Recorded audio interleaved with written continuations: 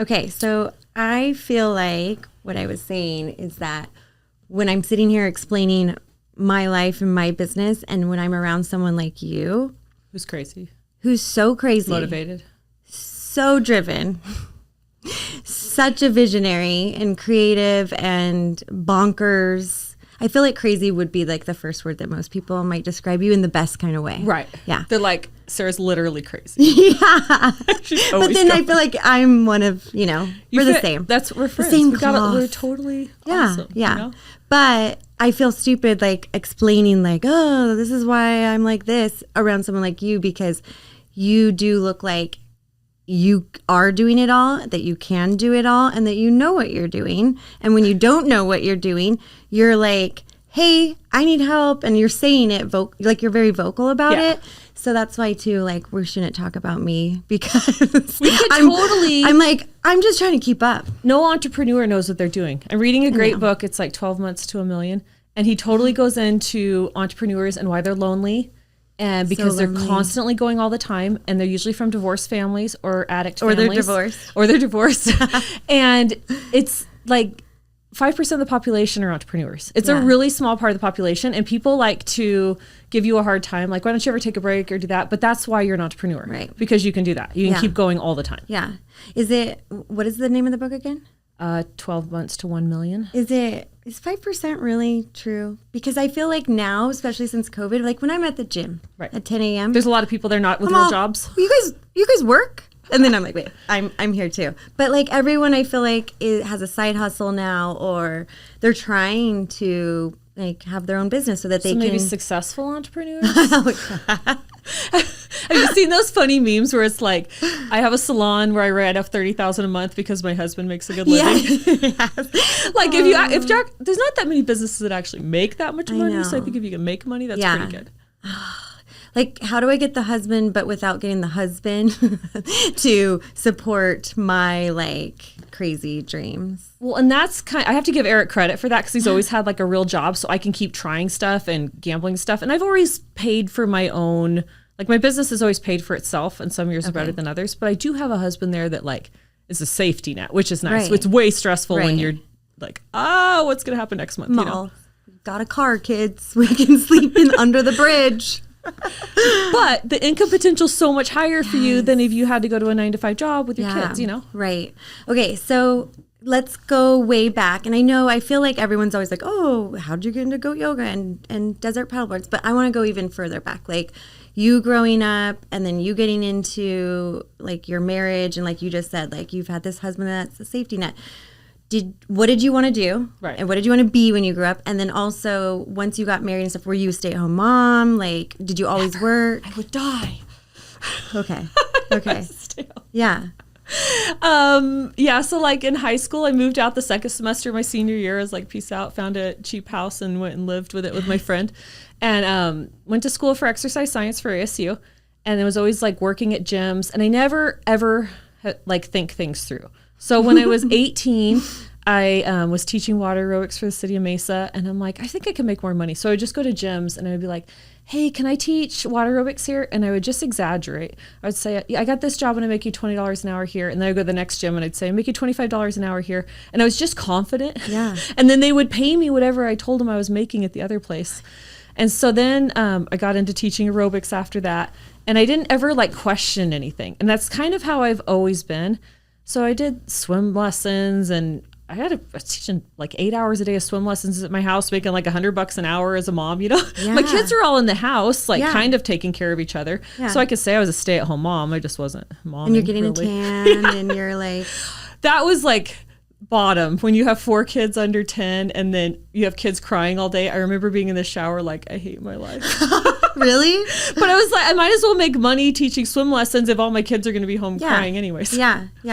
So I had like a swim lesson business for a while, and I had a kids parkour business My kids did it. Yeah. That's like, I think like maybe one of the first ways I met you. My kids, it was like a mom group, like, hey, do you follow the crazy lady that does parkour? And I made it on it was Jessica Carling. Yes. She did my CrossFit boot camp. And then it was just like, Jessica helped me for have a the while. kids. Yeah. But I was on American Ninja Warrior, so that was my claim to fame with 8 to 12-year-old boys. They loved me.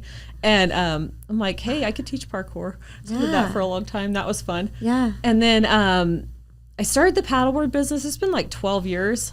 And it was just kind of like, I want to start a paddleboard business. And I bought 2 paddleboards. I used my tax. Like, but were you, like, because you paddleboarded all the time? Or? It just looked cool. And there was nobody else doing it. And it's like so saturated. Yeah. And so I bought 2 paddleboards, and then I paid those off, and then I used my tax refund, and I bought like 5 more. Yeah. And I'm like, there's got to be a better way to do this. And I go, I know people get stuff from China, and it's a lot easier to get stuff from China now. Yeah. But I just Even got with the pirates. I know. I heard there's all this piracy. Going robbing the ships. Yeah. They'll still pay you back. Those China, they're way more organized than we are. Yeah. Like they're going to take over the world. Operations managers. That's where all our operations managers are in China. So nobody would talk to me though in China. So I found a cheap ticket to Shanghai, and I put on Facebook, does anybody want to go to Shanghai with me? And my friend that travels a lot's like, I'll go to Shanghai with you. Yeah. So I started emailing people again, and I go, okay, I have $10,000 I want to spend on paddleboards. And suddenly all these Chinese companies were like, oh yeah, awesome. And I'm like, I'll be there in 2 weeks.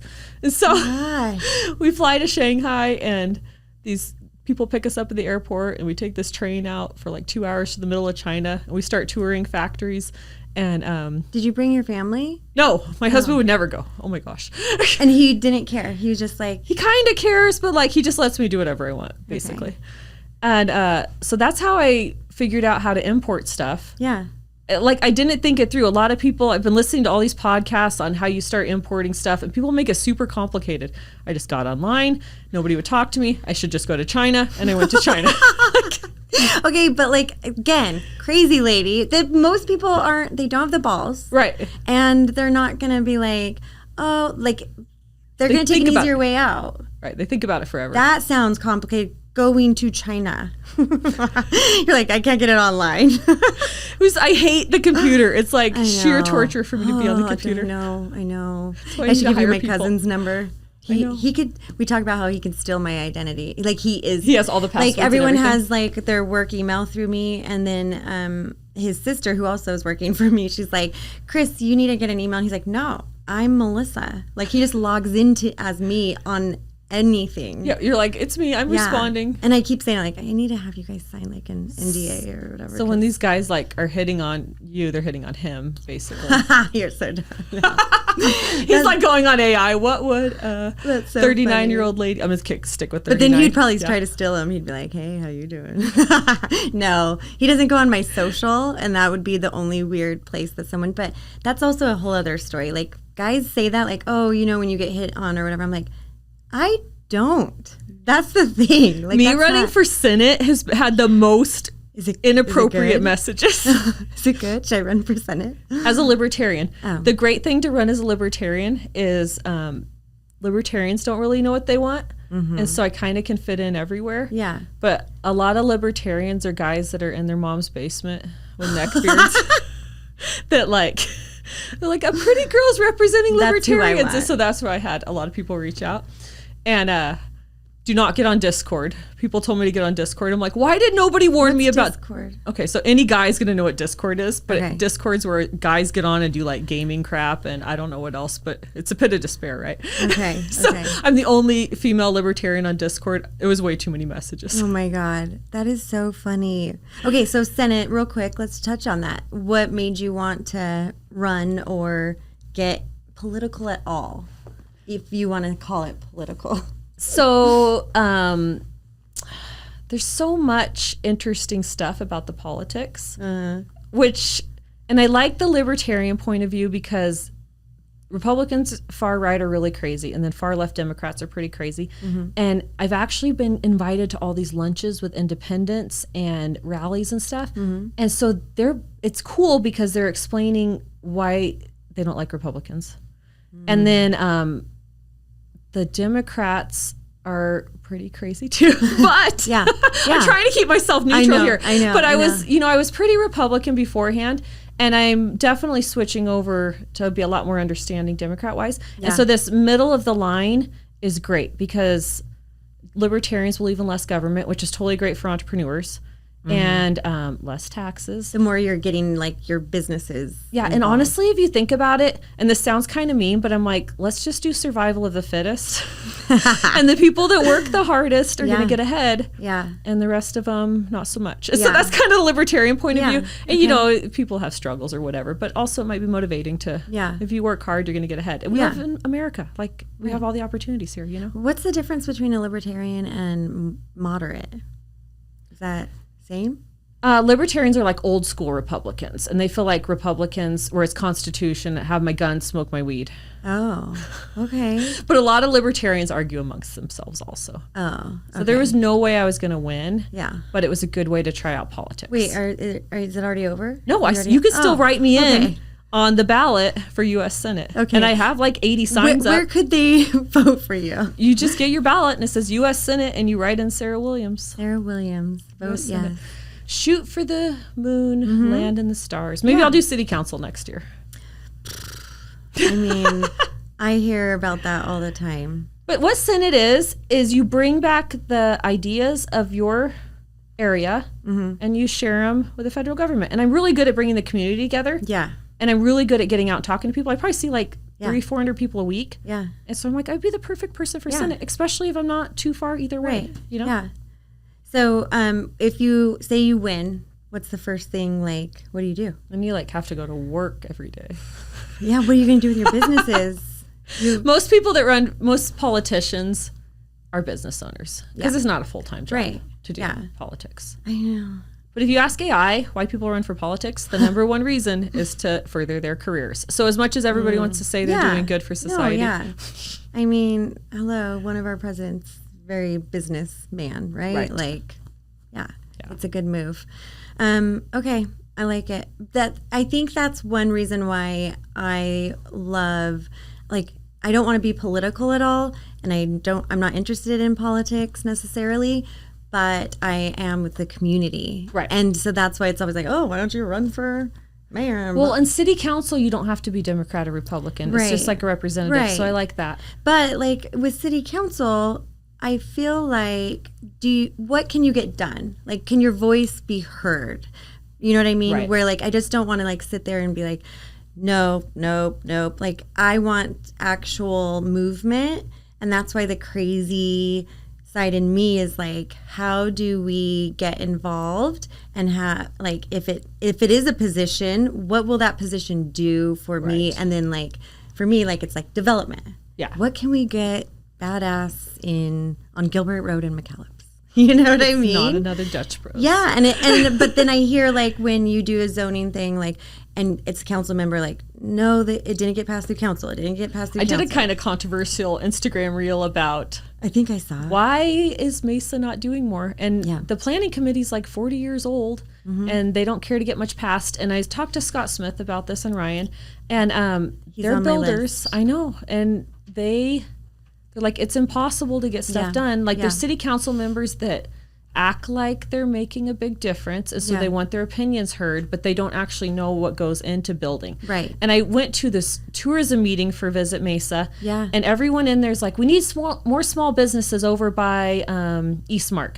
And I go, do you know how hard it is to start a small business? Yeah. Like, they go, and people say, I want a coffee shop, I want this, and I'm like, okay, the rent's $2,000 a month. Yeah. Like, how much money are you going to make? So if we want small businesses, we need grants. Right. Because you don't make a lot of money on a coffee shop. It's somebody rich that wants to give their wife a hobby, but you can't make a living off a coffee shop, you know? No. Yeah, it's hard. I just did an interview with OBC, Organic Bean. She is a single mom going through divorce, been down there 7 years now, and she's working full time down there. Right. Because and all the bookkeeping and all the other stuff, like, it's not an easy gig to have a business, so the community can't just be like, put in more small businesses. Right, you know? Right. And then the community doesn't show up at them. Yeah, you know? That's what I was just going to say. Like, everything's online now, or I don't know.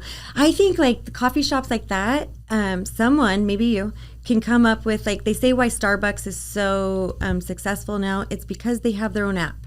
So these small companies just need their own app so that people can, like, put their order in and go get it picked up, or have, like, you know, whatever services pick their coffee up because everyone's so lazy. Well, and like Jared's Coffee, I read an article about them. They're in downtown Mesa. They And so they moved. weren't even aware of like the taxes that they owed. They're just, if someone could come in and just teach small businesses and teach people and then give them the grants and really help them out on the whole process. Because you get to a point where you're like, okay, looks like we made this money. And then you owe 30% taxes. And a lot of these owners don't even know that, you know? Yeah. And they can't afford the accountants that know all the loopholes, you know? Yeah. There's have you been to the studios, I think they are calling it, in downtown Mesa? It used to be the old library. Okay. And ASU on the main floor. This probably won't make my podcast because it's boring, but it'll be a topic that I'm gonna bring the city in and talk about. On the first floor is ASU runs that, and it's for all entrepreneurs. Oh, cool. And they offer so many free services. One, you can work there for free. They have free podcast rooms. Really? You just have to reserve. And they're sick. They remodeled it. It's like mid-century. The vibe is so cool. There's a kitchen there. You can use their printers. You can do like, you could do a whole, like they have these huge rooms where the city like has been throwing their meetings because City Hall has been under construction. Yoga. Like you just have to reserve the rooms, but you don't have to pay for them. That's cool. And then the city just opened the basement and upstairs, and it's a continuous of that vibe of like workflow, you can meet clients there. And then they have these meetups like Tuesday tacos, and it's for anyone that wants to come like talk about their small business and promote it, or just network with anyone in the area. Right. Or they have like, do you need accountants? Here's the steps how to start your own business. So And what do you have to do? You have to do small business administration to find out about that stuff? No. Like you can just be Joe Schmo off the street and they'll be like, how can we help you? Like I swear when I walked in there, I was like, okay, wait, what is this? Like, I don't understand. And then I work from there at least once a week. Okay, that's cool. I like it. Like, cause Makes you stay focused. yeah, no. 'Cause at And home, they it's have hard. cool, like little, like these, it looks like an old school phone booth, and they're soundproof, and you can have meetings in there by yourself, like do your Zoom calls. They have all these different little co-working stations. We need to go do a meeting down there. Yeah. That'd be cool. Yeah. We could host like, I think you could even, like a woman, like a ladies' night or something. Yeah, it's really cool. Do a sound bath. Yeah. No, really, they'd probably be down with it. The last meeting I went there with the city, but they were talking about, and I always just mostly listen because I don't know what the hell I'm talking about, but they were talking about planning and zoning. And for small businesses, how Mesa's trying to get them to be able to come in more, and what do they need to change? And it feels like the people now that are positioning themselves in the city of Mesa, like that they are the ones that are going to change some rules. Oh, good. Because because I so talked hard. to people, like when they were doing the Power Road food trucks, they just kept shutting them down. No. And And it was then such a someone bought great- it to build, right? Yeah. Yeah. There'll probably be a storage. Right. Or something. Yeah. I need to go through my questions Okay. for a second. Yeah. I need water. I keep like I might as well have smoked weed. I'm so cotton mouth. Oh, thanks. Look at you. Like, it's gonna.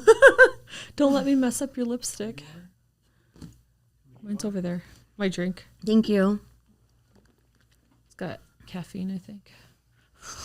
Keep me going. Oh, I had coffee and chicken while I was getting ready and listening to the new, it's so much, the real estate, all the NARS, new laws and the contract changes and Does stuff. it suck for agents? It's going to be great in some ways because agents that aren't real agents are going to drop like flies because you have to go. The ones that just went to they're real not estate paying school, buyer's basically? commission anymore. Oh, wow. Or they don't have to in a way, and you're not allowed to list it on the MLS Probably anymore. why everybody wanted to close on this house so quick, huh? Oh, yeah. Before August As long 1st. as it was under contract, but August 1st it passed. Oh, okay. And it's already, even from a class I took on Tuesday, my brokerage, like all the lawyers have changed it to today of not using a certain form. They're like, don't do it. It's too close. Like, this is too risky. That's too similar, like all the lawsuits that happened, what caused all this. So let's go this route and use this as last case scenario. Okay. It's a whole thing, but yeah, that's fun. 2-hour Zoom. Okay. If you think of something that you want to make sure to bring up, I just want to make sure I don't forget something to ask you. Okay, so what are your plans? You just bought a house and it looks like a really big project. Are you recording again, or did you pause this? Oh, you are. Okay. He just keeps it running. Okay, so do that again. Yeah. Okay, so you just bought your, like... It's a huge house. Project. Yeah, it's a huge project for sure. Yeah, so it's multiple properties on one, right? So this whole year I've just been following the universe. Like whatever opportunities come to me, I'm like, yes, sure. Yes. So back in November, I was trying to figure out what to do with my life. And my boss is kind of like, what else to do with your life? Because I'm always doing so much. Okay, but what boss and what business? Your husband? No, he would not. No. Yeah. Yeah. So my friend Alan Underwood, he raises capital for a project in San Diego. Okay. And I was seriously just going through LinkedIn, like everybody successful that I knew. Mm-hmm. I'd be like, hey, do you want to go lunch? Do you want to go lunch? Mm-hmm. And then a lot of them would go.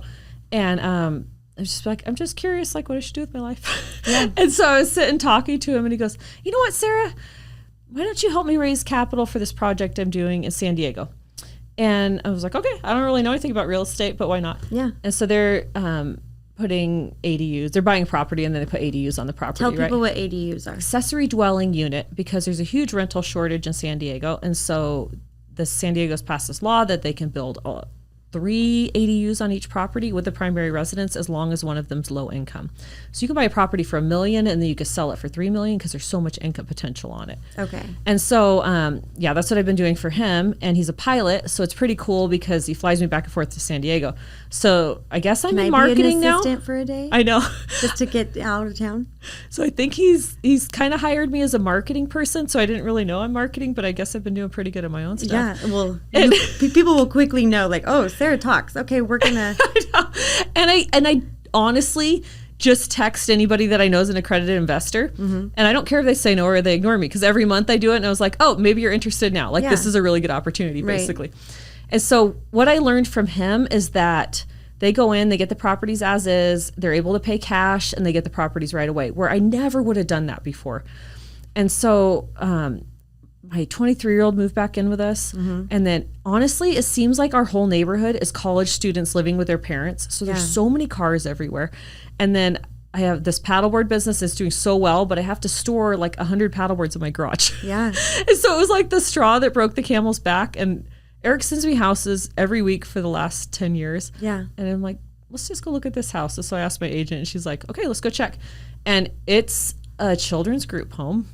Oh. So I don't. So they need to move out, but how rude of you. Everything's like handicapped, accessible. Oh. It needs a lot. Like it needs to be totally gutted. But it's a farm, so there's a legally 2,700 square foot, and I think they added on another 1,000 square feet. Okay. And then there's a barn, which I think would be so cool as a wedding venue. Mm-hmm. And I have an Airstream. I was like, I'll Airbnb the Airstream. And then I'd love to build some ADUs there. And that's all part of my Senate plan for affordable housing is people put more ADUs on their properties. Right. And then maybe your family comes and lives with you, but then they don't have to live right in your house. Right. Or you get these young college kids that could never afford. Yeah. Because I can't believe how expensive apartments are. They're like $3,000 a month for an apartment. Yeah. So that's going to be a huge project. That's going to be like, and my husband loves remodeling. I have no desire. Like he wants to do the actual work himself? Yeah, he's a project director in commercial construction. So he kind of knows how to do that, and he has a lot of the connections.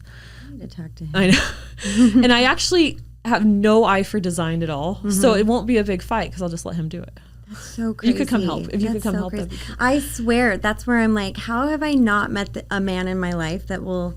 that wants to do. Yeah, like there's a ton of single construction guys. They're just not on the apps. I know. I mean, I don't dating apps. No apps. It's so crazy. You're not on apps. That's so awesome. Yeah, that's going to be a big project. So when do you move?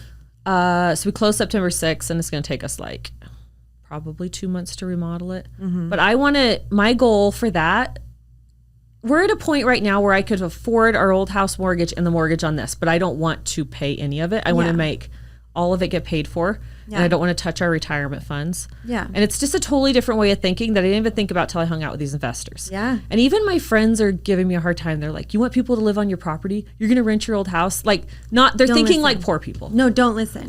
Don't listen. I feel like when people are just like in their routine. Yeah. And especially, let's say in our bubble, Mesa. Yeah. Me selling my house, like every look I got from every mom, like, what, you're moving to where? Downtown Mesa? What? Like, and I'm like, it is the best thing that close to everything. And like, I'm like, I'm putting my money towards like my work and investing. And it's don't listen to people. The whole house thing's silly. And then people even come to look at the house and they're like, oh, I can't believe you're doing this. But I'm confident enough finally to just be like, you know what? Yeah. After the fact, you'll be like, oh, wow, that was pretty awesome. You're going with your gut, and you've learned a lot this last year with real estate. So, yeah. And I kind of want to turn it in. People love my husband. He's super sarcastic and always annoyed with me. And so I think it would be a funny reality show. Will you do for it, him though? Doing... Like, 1, will your marriage last? And 2, we have a counselor. His name's Carl. He's 80. And I go to Carl once a week for me, and then Eric goes every other week, which is great because Carl makes us talk. Because divorce is really expensive. So I'm like, we're just going to go to Carl and figure this out. With kids, it's really expensive. That's awesome. Maybe he'll rent one of your ADUs. Carl's totally rich. The sound bath instructors I have. So I've been doing my viral trend of the summer. I do floating sound baths. Yeah. And I had a couple like TikTok and Instagrams do really well. I keep getting on the news for TikTok. I need a TikTok. It's so funny. But I hire these musicians to come in and they play music and everyone floats in the pool on a paddleboard. Mm-hmm. And it's an hour class and everything's sold out. City of Mesa loves me. Like 65 people in a class and I have like 8 classes a week. That is amazing. But then I found all these cool hippies that are sound bath people, and which is great. It's I'm like hiring a people. big thing right now. And they're funny. They're like, can we come live on your property, Sarah? And Eric's like, we're not having a hippie like gypsies. commune. Yeah. Yeah. There's a lot of them. But they're awesome. They're so fun. Yeah. I actually have some CBD from Greg. Is there if a pool? You need some. Yes. Is there a pool on your new property? No, I don't need a pool. Pools are just throwing money into. I feel like, though, you guys should build like a moat, like a lazy river along the whole thing and do a sound, like create. Dude, City of Mesa is letting me use the pools. I do not need to. You could create your own amusement park. Everybody's got these like genius ideas for me now. And I go, I've been hustling for a long time. I'm ready to like hire people and have other people do the work. Yes. Okay, let's talk about that. And me make the money. Let's talk about that. Okay, so anyone out there, I'm always about, because we're both entrepreneurs, like what advice can you give? Like what's the biggest lesson that you've learned creating your own businesses and that you're either implementing now or that you're going to? Okay, so this is the piece of advice that I give everyone that nobody's ever gotten that I think is entertaining.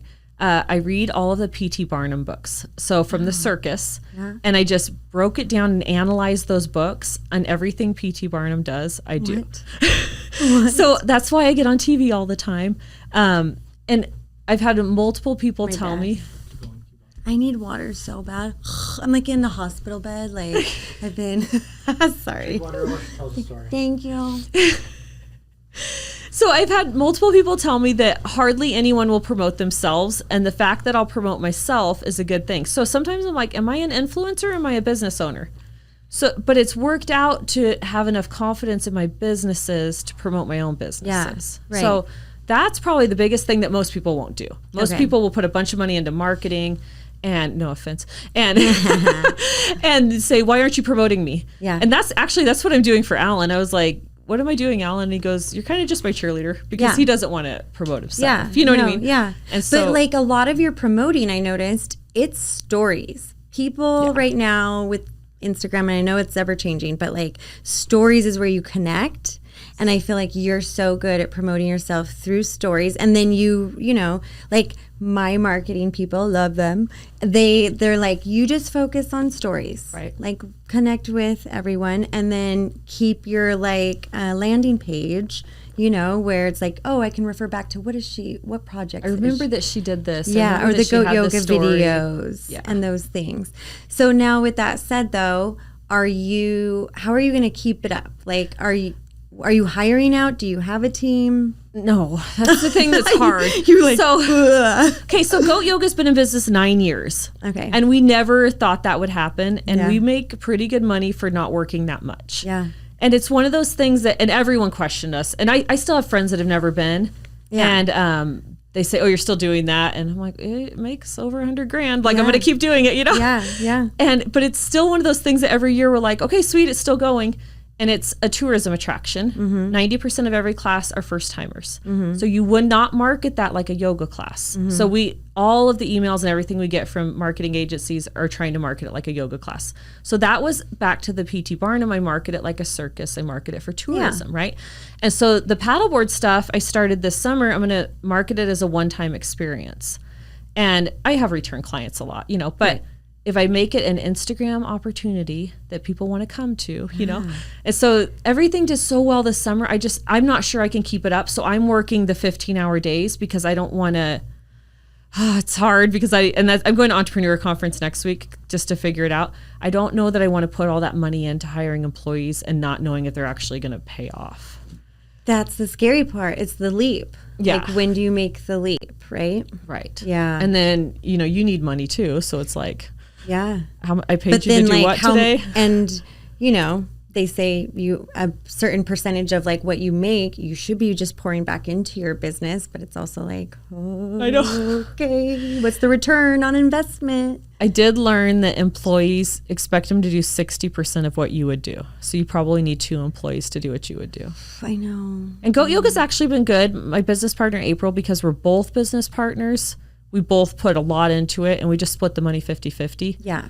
And I noticed as I've hired people, they're like, well, am I going to get an increase? I'm like, you've been working for a month. And like, I don't know how long this is going to go, Yeah. So that's been the hard thing is just hiring part-time employees. Right. Yeah. It is a big learning lesson. It's even, we were just talking about this at Las Vegas Market for Interior Design last week, the hiring. And you kind of have to even go, you were talking about like the universe. I have to like look at I know this sounds woo-woo. No, like it's their horoscope and like their Enneagram, because I can work with pretty much any personality, but a lot can't work with mine. Right. And my last business partner in design, like we worked really well in so many things. And it was because we were so opposite. Like she's type A, like so had the organized part. Yeah. And like spreadsheets and numbers. And I'm just like, I operate in a different part of my brain.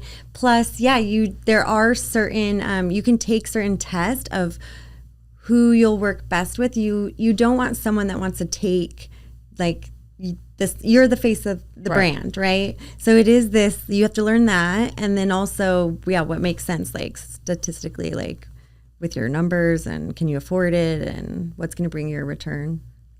Checking my ego has probably been the biggest thing I did like 3 years ago. Yeah. Where I can hire people and they can be better than me.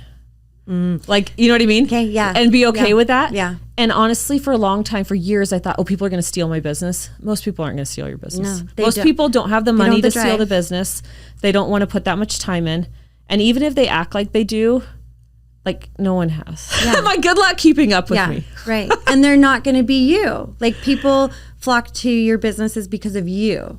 But me doing it for 20 years, and so I think, and I want to encourage entrepreneurs to start, but it sucks for a long time. Yeah. I mean, I'm like in my 40s now, and then everything's starting to work now. And that's what most people say. It doesn't start working until you get into your 40s. Yeah. Yeah. And there's different levels, I think, of, being an entrepreneur. It might not be where you can't necessarily be a good boss. That's the thing too, is like figuring out, can you be a good boss? I'm listening to try how to be a good boss. Leader, right now, I know. I'm like, I made someone cry last week. Dang it. But they kind of need to learn. I know, but I just don't take things personally. And so I'm in business, when I talk, I have no emotion with it. It's just like, so the other problem I've noticed is a lot of my friends want jobs, but people don't like their bosses. And so I had to realize like, you're probably talking trash about behind my back, because that's what most people do about their bosses. Yeah. And so, no, I'm not going to hire my friends because I'm going to be kind of a bitch. Yeah. Well, and it's not necessarily a bitch. It's just like, they'll think that you are, though. People that don't own businesses don't understand how much work it is. Right. Like it doesn't even click how much work and how much we're sacrificing. And maybe like what position you're hiring them for. But that was my biggest thing at Las Vegas Market last week too. I had all these things on Indeed to hire, and I went in and paused them because I'm like, what is this? Why am I getting like, not all the boxes are being checked. Yeah. And then I was like, okay, am I not offering enough money? And then I had my friend, Emily, who runs an amazing interior design business, and the whole ego thing, she was like, we can't be experts in everything. And for your visions and your goals and what you want to do, like you're the face and the brand, you don't need to be the expert in everything. Yeah, you need somebody to... And you need to pay, like, you're going to have to pay for an expert, right? Yeah. So she's like, that. watch, change. And so I almost doubled, which is very hard. Because it's like, it's kind of a game. Like, go on Indeed and try, because you can do it for free. But like, let me change the amount. And I put it in the title of the description. Yeah. And then I just like, you know what? What's my dream, like, operations manager? Stuff that I suck at, yeah. And I listed every detail, and they just started flooding in, and it was like, oh my God, are you gonna like take care of my life right now? So is your operations manager? I just hired one this week. Okay. So is that the one you made cry? Yeah. Well, no. But it's so hard to fire people too. That's the hard part. Oh, yeah. So you like, gotta be careful. Yeah. Maybe figure out though too of like, oh, okay, so I delegated too much for you. Yeah. Maybe we can reroute your position. You have to go back to everything as a leader that you're the problem. Like you did not explain that enough. Yeah. And so I went through, this is just an issue I had. So I'm paying 2 adults to be at every class. And then I have about 6 teenagers helping. So you would think that I wouldn't have to be there. Yeah. But the 2 adults think that they're just coming in to do the sound bath part. I'm like, if I had a yoga studio, I think the yoga teacher would help check people in and stuff. You know what I mean? Okay. And so then I'm getting mad, but I'm like, I never told him that. Yeah. Like, that's my fault that I never told him that. So I did a very specific list, and I wasn't mean. I just said, I realize I haven't even made your job what I haven't described. I haven't told you what I expect. Yeah. So then I'm like mad behind the scenes, but I never told them. So it's always your fault. Yeah. If your employee's not doing what they're supposed to. No, I know. You got to work on your leadership. I know. I know. That's why I'm like, okay, let's reevaluate. Let's do a check-in. That's why every Monday, team check-in. Even if it's like at the time I'm only giving my assistant hours, because all my employees at this point, because this is my leap that I'm scared of, is offering benefits yet, so I don't have anyone at full-time. Right. Because I'm like, okay, I got it, like baby steps. But it's Monday check-in, and it's literally like a review. Like, what can I do for you? What are you not getting out of me that like will make your job feel like easier, or and it's usually a communication thing. I'm like, how do I need to communicate better to you? Well, and the hard thing is a lot of I was talking to some college graduates, and they're like, we can't find jobs anywhere. Everybody wants is commission or performance based. And I go, take the job and work hard. Yeah. I'm like, if you go into a 100% commission job and work hard, then you're going to prove your worth. But what I've been employers are seeing is that they're hiring people that don't do the work. They're just there hourly, and they're just hanging out, and then it's so hard to fire them. So that's why they're switching to these commission-based jobs, which I told the college kids, I'm like, do it. If there's a big income potential, go show that you'll work. That's my biggest thing. I'm like, do you have initiative? Like, just take it. I think I have like 6 teenage boys working for me, and I'm so mean to them, and their moms love me. It's great. Oh, I love that. I'm like, why are you sitting down? Get up. Yeah. Right. I mean, because kids are kind of lazy now too. If you pay them, the teenage boys are good. I put on Facebook, I was like, I need athletes. I'm not doing any more of these gamers. Yeah. If your kid plays football, they can come. Okay. So before your like event that's coming up, because I'm sure you're going to have like, okay, like either confirmation on a lot of things to do in your business, or like aha moments of like, okay, this is what I need to do. In your position right now with all your businesses, like what are you needing the most like help with that you feel like will just move that? I think this is a good epiphany that came to me. So when I was just doing goat yoga and paddleboards, I would let myself stress about that. So then I decided to do real estate, and then I'm actually working a little couple financial things where I refer for self-directed IRAs with a lawyer, and then I became a licensed life insurance agent. So that's been my next hard thing, and it's forced me to delegate the other stuff. When I was only doing paddleboards and goat yoga, that was all I was doing. And so then I wanted to be there and like prove that I was useful. Right. But it's made me delegate more to do something else. So I think any entrepreneur that's like, I'm ready for the next thing, these things that you've been doing for a long time that are kind of, I'm not going to say below you, but other people can do just as well. You're worth more hourly. Yes. And so that's what kind of got me to shift from that. And so I would like these businesses to run on their own because I can make a lot more money with the other stuff. And I got to this point and I go, are small businesses just to help society? Because I don't know that small businesses make that much money, but there's a lot of people that need jobs. And I guess that's why small businesses get a lot of tax breaks, because you're employing a lot of people. So I kind of tried to change my attitude and like, look at all these people I'm employing. Yeah. Even if it doesn't make me that much money. Right. I'm still doing something good for society. You know? Yeah. Yeah, I like, and it's more too of like the experience. You're creating so many experiences for this human connection. Yeah. I think it's great. Well, and all of that helps me network because real estate agents, it's harder to network. financial people, insurance agents, hard to network, but I'm out there with all these people all the time. Yeah. And that could be, I don't know what I'm going to do with the other stuff yet, but Yeah. I love that so much. Okay. What else do we need to touch on? And how are we on time, Brandon? 10 more minutes. Okay. Why am I so dehydrated? I drink too much coffee. I'm so jealous you're going to that conference. Just give me the clip notes. I know. So the entrepreneur conference it's elite entrepreneurs, which are making over $1 million, which I'm not at, but they invite me because I'm entertaining. I found a unique You're an influencer. niche, right? Like kind of an influencer, but a business that's entertaining. Because I've been on all these TV shows, like we were on Jersey Shore just a couple weeks ago, Yeah. And so I'm an interesting person for people to bring into a conversation. Yeah. I like to study human nature a little bit. Like, why am I invited? Why am I here? Right. And take my ego out of it too. Like, Yeah. I know what my purpose is. My purpose is to be entertaining and give people something to talk about, Yeah. That's why I did stand-up comedy for 2 years. I know. That it's so funny watching your journey. And it's just made me a lot more confident. I went last year and I was a lot more nervous. This year I'm going by myself and I'm just going to go talk to everyone and I'll be fine because I have a lot of questions that I want to ask them. Yeah. But they all have kind of boring businesses. And this is their social time to come do this. Oh. And so I find that interesting. And I think it'll help me know if I want to do that jump to, because when you jump to a bigger bit, you're putting most of your money back into your business Yeah. to get to that over $1 million. Yeah. And you're hiring a lot of people and you're getting all the systems in place. Yeah. And then you just sell it. And all of them said the best day of your life is when you sell your business. Yeah.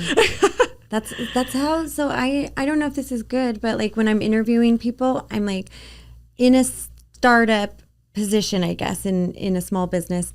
I try to tell them, okay, pretend that you are creating the position you're wanting. Yeah. And you literally can like take so many parts of my business. And if you kill it, I'm gonna be like, yes, you're helping me move the little needle, then I will help you move.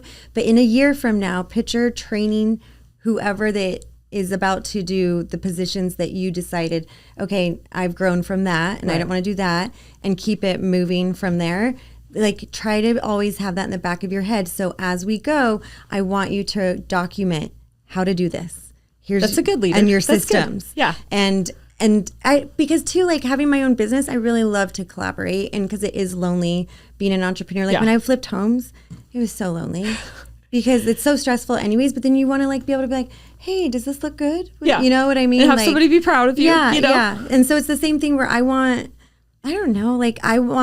know where I want to go, but I need help. And I think as an entrepreneur, when you can set your ego away, that's when it's like, oh, okay, we can't do this alone, right? And we need help to grow. But it's how to find that right team. And I treat social media like a stage. It's funny because my son and his wife, they have a baby and they're like, we don't want you to put any of this on social media. And I'm like, that's fine. But people are so attached to my story. They go, that's not fair. Like you need to show that. I'm like, no, I don't. I go, this is a stage that I'm creating a show for all of you. Yeah. I don't need to put anything on there. I don't want to put on there. Right. And so then I see some people get their feelings really hurt on social media, and I go, you need to create a persona. Like that's a persona that you put online. It's not you, and you don't have to tell people everything. Put the stuff that keeps people engaged with the stories, but they don't need to know your life, and you can make up crap if you want. Who cares? Right. Yeah. No, I think you're totally right. You're obviously doing something show. right. Yeah. It's a show. But like your life is a show. Right. And I try to keep it entertaining with a little bit here and there, Yeah. You're very entertaining. Okay, there was a question that I was going to ask you about. Hold on. How do you balance your personal and your professional life? Like, because you have so much on your plate. You know what's awesome? Because people always love to give me a hard time about that. And I'm reading this entrepreneur book, and they said entrepreneurs don't balance their time with their personal life. I love that. And so that's why there's so few successful entrepreneurs. Yeah. And I don't have to. Yeah. And I was talking to Carl, my therapist. He goes, you don't like to just be still and be quiet. And he goes, we need to work on that. Why you don't want to just be alone with yourself. And I'm like, maybe we need to work on it, but maybe it's okay. Yeah. But like, it's hard why can't we just be okay with whatever it is, What are you burying underneath the rug, Sarah? Don't we all have a bunch of trauma? I mean, we could stay in bed and complain about our trauma, or it's a healthy addiction. Yeah. I mean, it's making me money, so it's a pretty healthy addiction. Yeah. Yeah. So yeah, there's no balance, I don't think, for sure. Especially Right. Like, why do we have to have, who's telling us we all have to be balanced? No, you don't. But so how do you find enough time for your family and your personal stuff that you want to do and keep businesses going? I have a lot of fun jobs. You do. And my kids, I have 4 kids and they're all fine, but they've helped me with these jobs forever. Yeah, you involve them. They all are hard workers. And so it's not like I'm a lawyer that's traveling around. I'm gone 18 hours a day. They're with me all the time and they're working with me all the time. Yeah. So, I mean, find a job that you make your kids help. And you talk to my 23-year-old and she will tell you stories about how I tortured her. But now every weekend she's like, do you have any work for me? Because she wants money. Yes. And she's a really hard worker. So I don't think we need to get wrapped in like, my therapist was telling me, he goes, the good enough mom. And there's he goes, there's a lot of therapy around the good enough mom. Oh. You don't have to be perfect. You know, you're good enough. You didn't traumatize them too much. Yeah. You listen to them. Yeah. You know, but you're good enough. Yeah. And who's to say what's great? I know. That is hilarious. I love seeing your girls, like, they used to more on your social be like, ma. I have 2 that are like, think they're influencers and they have quite the Instagram. And then some that just make fun of me. And I totally respect my son and daughter-in-law that they don't want to be on there. It's fine. Yeah. And I don't, you know, people text me and they'll be like, hey, you didn't get back to me on this. I'm like, I don't owe you anything. Like, why do you think I owe you anything? I know. No, it really is true. I love watching you like evolve through all of this, watching you from social media at the very beginning and not knowing you and then partaking in all your crazy shit. And now I'm like, you know what's funny is like you start out as a side hustle and then you get some money put away. And this is kind of what I was learning from that book too. It's like you still, because of our personalities, there's not going to be a point where you're like, okay, that was good enough. Right. It's just the game. No. The game is so fun. You're like, what's next? Right. Yeah. And so we're not ever going to retire. Yeah. And why? Yeah.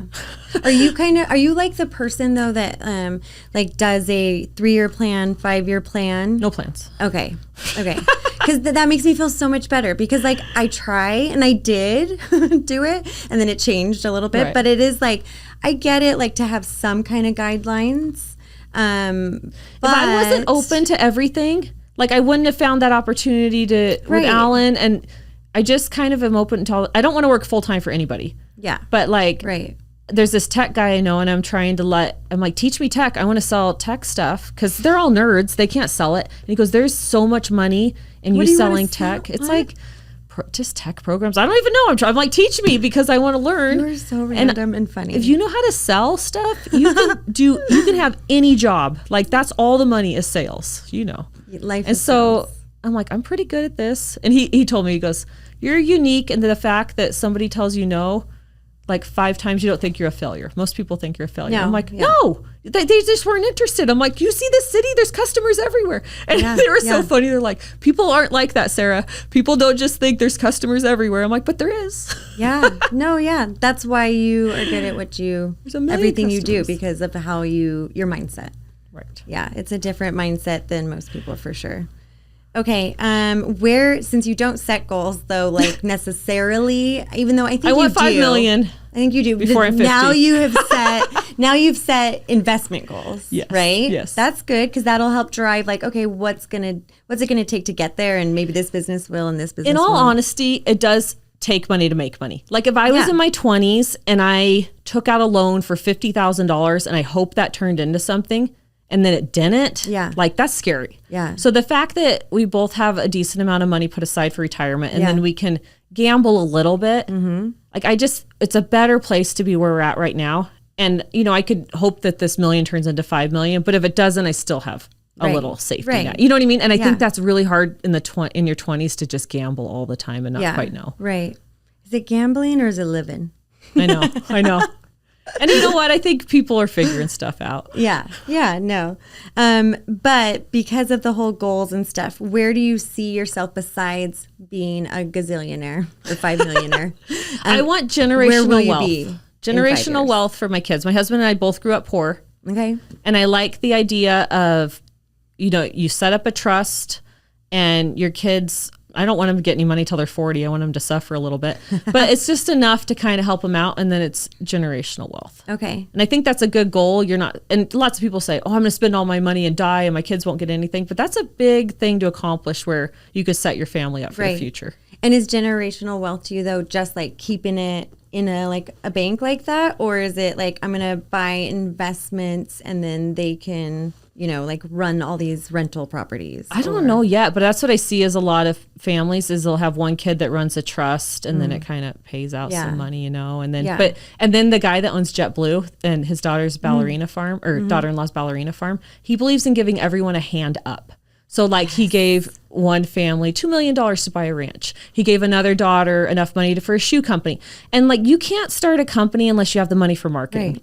The companies that are really making it are the ones that have money for marketing. So if you're giving all your kids a hand up and then they have a successful business, it's really hard to start from scratch, And so if you give your kid $1 million and then they start some thriving business, that's awesome. Yeah. So a hand up is with generational wealth. I like a hand up. And businesses are helping society. I mean, it's giving people jobs. Yeah. Mark Cuban, I love how he's like, don't raise the taxes on this. He's like, I can't employ all these people if you're taxing businesses more money. Yeah. Because, I love that. Our good friends where that you're going to be staying when you go and do your conference.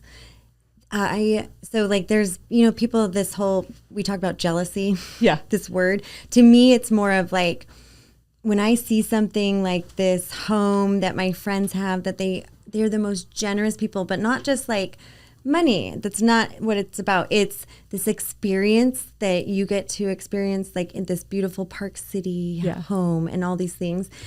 And they worked hard for their money too. It drives me to where I'm like, I want to host a house like this for so many, like I would love that. I want people to ask me to come stay at my house. Yeah. That's like where I'm like, because someone said like, oh, I'm so jealous of where you're staying. And I'm like, yeah, but doesn't it just like. It's cool. It's motivating. Yeah. It makes me like want to like claw and like my nails and I want it. Work hard. Because I want to be able to provide that for, Well, and I have a friend that's getting divorced and she's like very broke. And, I offered to help her and she's like, I can never do that. And I go, stop.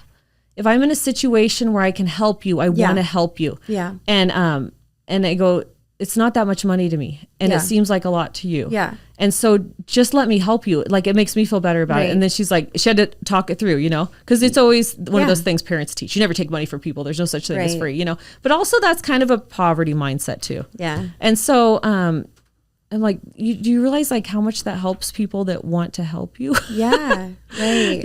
And all of society your whole life should be like making the world a better place. Right. Like being able to give and being thankful that like how much you could give. Right. It's okay to be rich. Rich people help a lot of people. Yes. And if you don't and you're rich. I know. Sorry. Okay. Let's end with a rapid fire real quick. Okay. Quick round. What is your favorite local restaurant? We've been going to Salsa Cabana a lot. Oh, yeah. And it's just the cutest little family-run place, and it's on Greenfield and Brown. It's so good. And they're a little bit slow, and so I would love for people to go there. Huevos Rancheros. Yep. So good. And it's right in the same as another popular Mexican place, so I know everybody goes there. But go try Salsa Cabana. They have a great salsa bar. Yeah. They're so sweet. Their prices are great. Yeah, we eat there like 3 times a week. And their portions are so good. Yeah, I agree. I like it. What's a hidden gem in Mesa that people should know about? Not necessarily like a restaurant, but maybe like, you're outside a lot. So on the Salt River, if you go to the bridge and you go across the bridge on the backside, there's a hike that you should do in the winter. It's only 3 miles. Okay. So half of it is along the river and you might see horses. And then you go up through this little canyon. It's called Goldfield Ovens. Okay. And so when you and kids can totally do it, but on one side, there's this old oven that these Mormon pioneers built when they were herding sheep across. And you go inside and look up and it's huge, super tall. And then across the way, there's some tunnels that kids can play in. And it's just a fun winter hike. Oh my gosh, why don't I know about and it's this? Flat. So Goldfield Ovens, you can find it on all trails. That's probably like my favorite little family tourist hike. And then Praying Hands and the Superstitions. If you have family coming in town, they want to do like a 4-hour hike that's not too hard, that's beautiful, Praying Hands. Okay, will you take me on both of those? Okay. And is the oven one now like just for meth heads? Just kidding. No, nobody knows about it. Like, and yeah, it's weird because nobody's out there. But I don't know why when I thought of cooking meth, so bad. Okay, and then you've already kind of touched on this, but like a book that's influenced you. Okay, so I haven't touched on this one, but I love Robert Greene's books, and I can't believe how many people have not gone down this rabbit hole of Robert Greene's books. But he's got Laws of Seduction, Laws of Human Nature, Laws of Power. He did a book with 50 Cent. And that's probably all my so algorithm crazy. right now, but I've probably read his books at least 12 times. It's going to be on mine now. And it helps you understand people. And so one of my favorite things is never expect from others what you expect from yourself. So it's kind of one of those things when people talk, you're like, okay, honey. Yeah. Instead of getting mad, like, why Yeah. would you talk to me like that or Yeah. whatever, they're just a little bit dumber. And when you can realize, like, when you see whatever their facade is and what they're going through, and then it makes you a little more compassionate, and then it really helps in sales to help understand Don't human take it nature. personally. Right. Yeah. Like you can tell when men are insecure or Wait, are we stopping or are we going to now talk about this? Men and their insecurities. But if you can understand just little ways to Yeah. talk to people, Yeah. and I've had to listen to Laws of Power is great, and it's actually been banned in prisons. But it helps you recognize people that are manipulating you also. Oh. For sure. Okay, you need to send all of that to me. Just Robert Greene. It's going to come up on your phone now because I said it. Yeah. And he's old, and I've had people like, why are you listening to him? I'm like, you're only going to listen to 20-year-olds that are in shape? Like, that's stupid. Listen to the old guys. That's why Carl, my therapist, know. who's 80, is awesome. Yeah. Oh my gosh, I love you so much. Okay, you're so full of all the information. I don't know how you keep it in there and you're able to also verbalize it and remember. Like 5 years ago, I saw something and it said, if you read books, you'll get ahead. And I was like, really? That's all it takes? And so I started do you reading actually books. read them or do you listen? Well, I do listen. Okay, And then me when I too. was reading, I was like, I forgot how to read. Like my brain doesn't work anymore. And I had to be like, you know how to read, sit down and read the book. So I was reading the books with them. Like, I think you have to do what's in the books. Mm-hmm. And that's a whole thing, to do what's in the books that you read. And so that's what I've been really working on the last 5 years, is doing what I read. Yeah, actually following through. Yeah. Because people listen to all kinds of crap. It's just like a personal trainer tells you to work out. It doesn't mean you're going to get in shape because you're paying the personal trainer. Here's your meal plan. Right. You still Gotta have fucking to cook it do and it. shop and all the things. Okay, so if people want to find you and all your businesses and just keep up to with your life, So where do they on find you? your ballot for U.S. Senate, you're just going to write Sarah Williams. That's And number then one. My Instagram is Sarah Elizabeth Williams, and that's changing all the time. Okay. But Desert Paddleboards is my business, Okay. and then Arizona Goat Yoga. Okay. And I did Awesome. start an Instagram for our house remodel, but haven't put anything So on your that yet. Instagram is what? Just Sarah Elizabeth Williams right now. Okay. That's my main one, and then it's got my business ones on there. Okay. Awesome. So reach out to Sarah. Tell For her whatever. you listened to I did her. do some life coaching stuff, so if you want me to life coach you. Yes. How do you have time for all this shit? Okay, I love you. Thank you so much for getting on. It was awesome. I know. We're great.